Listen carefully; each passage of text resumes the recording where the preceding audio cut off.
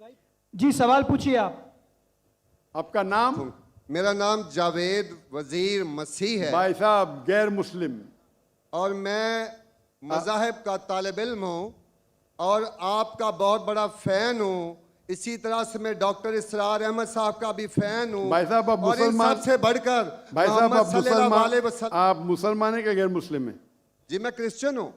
जी हाँ, जी जी हाँ, पूछ सकते हैं। मैं आखिरी नबी मोहम्मद सल्लल्लाहु अलैहि वसल्लम का भी बहुत बड़ा फ़ैन हूँ और फॉलोअर हूँ। मैं एक दो बात करना चाहता हूँ। अगर हम सूरत मायदा में पढ़ते हैं तो उसमें जिक्र हुआ है कि जो नसारा है, जो मसीह हैं, ये ईमान में आपके बहुत करीब हैं। फिर उसके बाद मैं जिक्र करना चाहता हूँ, जब आप पे बुरा वक्त आया, तोबा माजरत के साथ मैं लफ्ज़ लेता हूँ, तो आपको एक मसीह बादशाह ने पनाह दी। उसके बाद मैं ये देखता हूँ कि हजूर सल्लल्लाहु अलैहि वसल्लम जब अपनी ज़ात में थे तो एक बेवा खातून थी जो आप रास्ते में से गुजरते थे तो आप पे वो कचरा फेंकती थी, लेकिन आप नीचे से देखते हुए मुस्कुरा के चले जाते थे। उसका क्या हुआ कि 2-3 दिन के बाद ये वाक़या ख़त्म हो गया। उसके बाद आपने देखा कि ये क्यों नहीं हो रहा। जब आपने देखा कि वो बिस्तरे बीमारी पे पड़ी हुई है और आपने जाकर उनकी तीमारदारी शुरू कर दी और आपने भाई उनको आप खाना दिया। इस पे सवाल उसके specific- सवाल आ रहा हूँ ना भाई, इंटरप्ट क्यों कर रहे हो? मैं ये बात करना चाह रहा हूँ कि मोहम्मद सल्लल्लाहु अलैहि वसल्लम जो हैं वो रहमतुल आलमीन हैं। वो जब बेवा ने देखा कि जिन्होंने मुझे भड़काया था वो तो कोई अब उनका पुरसाने हाल नहीं है, लेकिन हजूर सल्लल्लाहु अलैहि वसल्लम नबी कौनो मकान आखिरी नबी जो इस सरवर कायनात रहमतुल आलमीन हैं, वो उनकी तीमारदारी करते हैं। वो आपके इस अमल को देखकर बशरफ इस्लाम हो गई। आज मैं अपने मुल्क में देखता हूँ कि मुझे मसीह होते हुए यहाँ नफरत की निगाह से देखा जाता है, जबकि उनको रहमतुल आलमीन कहा गया है। अगर हम अपने मसीहों के साथ वो रवैया नहीं रखेंगे जो हजूर सल्लल्लाहु अलैहि वसल्लम ने रखा है तो वो कैसे रहमतुल आलमीन हैं? भाई साहब का अच्छा सवाल है। उनका नाम जावेद मसीह है और उन्हें मिसाल दी कि मोहम्मद सल्लल्लाहु अलैहि वसल्लम जब साहबा ने हिजरत की तो अबिसीनिया के बादशाह ने उन्हें पनाह दी और जिक्र किया एक औरत जो कचरा फेंकती थी, और वो कह रहे कि आज इस मुल्क में मुसलमान उनको नफ़रत की नज़र से देखते, अपने अल्फाज इस्तेमाल की नफ़रत की निगाह से देखते हैं। तो क्यों, जब अल्लाह के रसूल रहमतुल आलमीन हैं तो मुसलमान नफ़रत की निगाह से क्यों देखते हैं? कुरान में अल्लाह सुब्हानहू व तआला फरमाते हैं सूरह माइदा में सूरह नंबर 5 आयत नंबर 82 में कि मुसलमान के सबसे करीब वो लोग हैं जो कहते हैं कि वो क्रिश्चियन हैं। ये कुरान की आयत है कि मुस्लिम से सबसे करीब वो लोग हैं जो लोग कहते हैं मैं नसारा हूँ, आई एम अ क्रिश्चियन। ये कुरान की आयत है। और कुरान में एक तिया हिस्सा 1/3 of the Quran is address to, मुखातिब है या अहले किताब, या अहले किताब, कहो अहले किताब से, यहूद और नसारा से।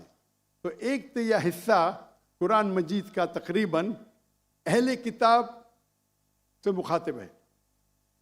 और आपका सवाल कि अल्लाह के रसूल रहमतुल आलमीन ने, बेशक है, कुरान की आयत है सूरह अंबिया सूरह नंबर 21 आयत नंबर 107, वमा अरसलना का इल्ला रहमतुल आलमीन, कि मोहम्मद सल्लल्लाहु अलैहि वसल्लम अल्लाह ने उन्हें रहमतुल आलमीन, रहमत बना के भेजा है सारे आलम के लिए, सारे इंसानियत के लिए। वो बेशक है, उस पर कई किताब लिखी गई।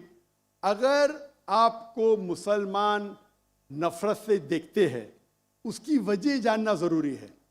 मुसलमान तो दूसरे मुसलमान को नफरत से भी देखते, नहीं देखना चाहिए, नहीं देखना चाहिए। अगर वजह एकदम सही है, मैं नहीं जानता हूं क्यों देखते हैं। अगर मैं एक शख्स को देखूंगा जो एक लड़की को छेड़ रहा है तो मुझे भी उससे नफरत आएंगी, चाहे वो मुसलमान हो, चाहे हिंदू हो, चाहे मसीह है। आप समझे ना? तो उस वक्त मुझे हिदायत दी गई है।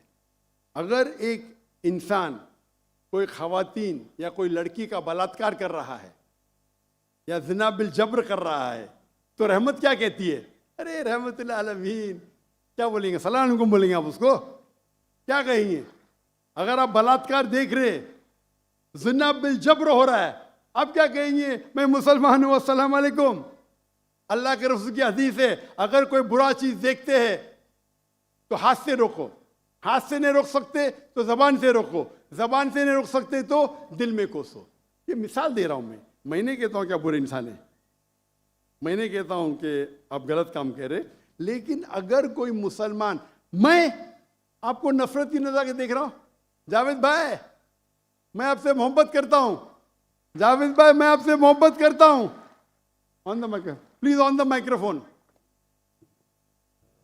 आई लव यू टू। खलास। तो आप ये जनरल स्टेटमेंट देना कि मुसलमान मुझसे नफरत करते हैं, मेरे लिए गाली हो गई ना? नो सर, माजरत, मेरे अकेले साथ नहीं, मेरे तो बहुत अच्छे अच्छे दोस्त हैं, बल्कि बहुत से उलमा किराम मेरे दोस्त हैं। माशाअल्लाह। इज्तमाई तौर पे कोई एक आदमी गलती करता है तो हमारे चर्चेस के ऊपर चढ़ाई हो जाती है, हमारे सामने हमारे ईमान की धज्जियां उड़ाई जारी होती हैं और हम खामोशी से एक गिद्दड़ की तरह खड़े होकर देख रहे होते हैं, क्योंकि हमें ये नहीं सिखाया गया है। मैं इज्तमाई बात कर रहा हूं। अभी पिछले दिनों ये पूरा मजमा जो है पूरा है। भाई साहब ये सवाल जवाब का सेशन है, तकरीर का सेशन नहीं है। तकरीर के सेशन के लिए आप एक हॉल हायर कर सकते हैं। आपका सवाल आपने पूछे, मैं जवाब दिया। अगर कोई शख्स बिना वजह आपसे नफरत करता है तो गलत है, और कुरान की तो आयत है, जितने भी गैर मुसलमान है सबसे करीब है जो नसारा है। अगर आप कुछ गलत काम किए और कोई नफरत करता है, वो भी कुरान की आयत है। कुरान की आयत है सूरा नंबर 41 आयत नंबर 34 सूरह फुसिलत चैप्टर 41 वर्स 34। अगर कोई आपके साथ बुरा बर्ताव करता है उसका बदला अच्छाई से दो। जावेद भाई मैं आपसे बात कर रहा हूं, अगर कोई आपसे बुरा बर्ताव करता है तो कुरान फरमाते, अल्लाह ताला फरमाते, उनसे अच्छा बर्ताव करो। आपको क्या पता कि आपका दुश्मन आपका दोस्त बन जाएगा। जो कुरान की आयत है सूरह फुसिलत सूरा नंबर 41 आयत नंबर 64।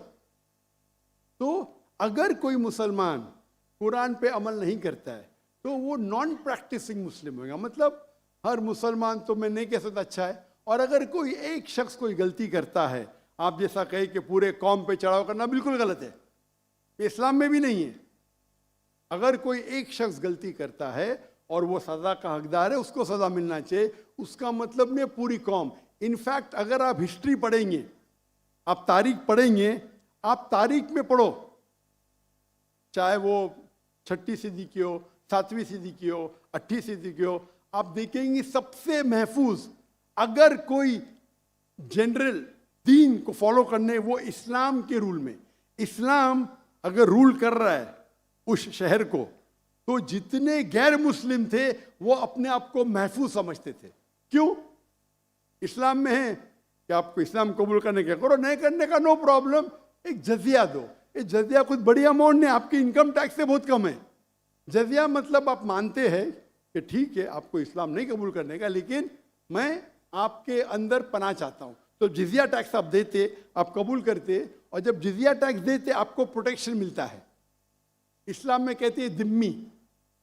और आप अगर इस्लामिक शरिया रूल के अंदर गैर मुस्लिम हैं तो मुसलमान मुल्क का फर्ज है कि आपको महफूज रखे, आपको कोई छू नहीं सकता है। और अगर जंग होता है तो आपको लड़ने की भी जरूरत नहीं, बाकी सब मुसलमान को लड़ने पड़ेगा। और जिजिया बहुत कम है, इनकम टैक्स का तो स्मॉल परसेंटेज है। इसीलिए अगर आप हिस्ट्री पढ़ेंगे, जब सलाउद्दीन अय्यूबी ने कॉन्स्टेंटिनोपल पे हमला किया, उस वक्त जो क्रिश्चियंस थे, ईसाई मजहब में कई फिरके थे, ऑर्थोडॉक्स, प्रोटेस्टेंट, कैथलिक्स, खुद ईसाई लोग अपने बाकी ईसाई भाइयों से उनका कत्ल करते थे। और जब इन लोग ने कॉन्कर किया कॉन्स्टेंटिनोपल को तो मुसलमानों पे जुल्म किया। तो जब सलाहुद्दीन अय्यूबी ने कॉन्कर किया तो ईसाई लोग डर गए कि अभी तो हम लोग की मौत आ गई। तो उनने कहा मैं सलाहुद्दीन अय्यूबी हूं, मैं मुसलमान हूं, आप मेरे राज में महफूज है। और इतना हिस्ट्री पढ़ेंगे आप, क्रिश्चियंस ईसाई चाहते थे कि सलाहुद्दीन अय्यूबी रूल करे ताकि वो महफूज हो। तो अब हिस्ट्री पढ़िए। आज मुसलमान को देख के दीन को मत समझिए, कुरान को पढ़िए, हदीस को पढ़िए। और इसमें आप देखेंगे कि कुरान के अंदर किस तरीके से इज्जत दी है गैर मुसलमानों को। दावत दो, कबूल करते अच्छी बात है, नहीं कबूल करती किस पे जोर जबरदस्ती नहीं। अगर कोई इस्लामिक मुल्क में कोई भी चर्च है या टेंपल है, उसे डिस्ट्रॉय करने की इजाजत नहीं, अनलेस वो कोई फितना कर रहा है। ये सब उसूल है। वो फितना कर रहा है तो अलग बात है। तो एक इस्लामिक मुल्क में सबसे ज्यादा महफूज है गैर मुसलमान। और मैं मिसाल देता हूं, मेरी जाम में से आ रहा हूं मलेशिया। मलेशिया में हिंदू 6% है, 6.3%, 6.3% है। आप कंपेयर करेंगे बिटवीन इंडिया, जिस तरीके से इंडिया माइनॉरिटी मुसलमानों को ट्रीट करता है, हम 14.3% है according to the Indian government, वहाँ मलेशिया में 6.2%। लेकिन जिस तरीके से मलेशिया हिंदू लोगों को ट्रीट करता है, इतने अच्छे तरीके से, इतने उनको राइट्स दिए, ये एक मिसाल है। मैं पाकिस्तान के बारे में कह नहीं सकता हूँ क्योंकि रहता नहीं हूँ।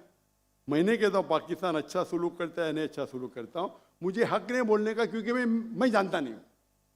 लेकिन मलेशिया में जहाँ रहता हूँ मैं जानता हूँ, इतने राइट्स हैं उनके पास, इतने हुकूक दिए गए। तो इस्लाम के अंदर गैर मुसलमान महफूज है।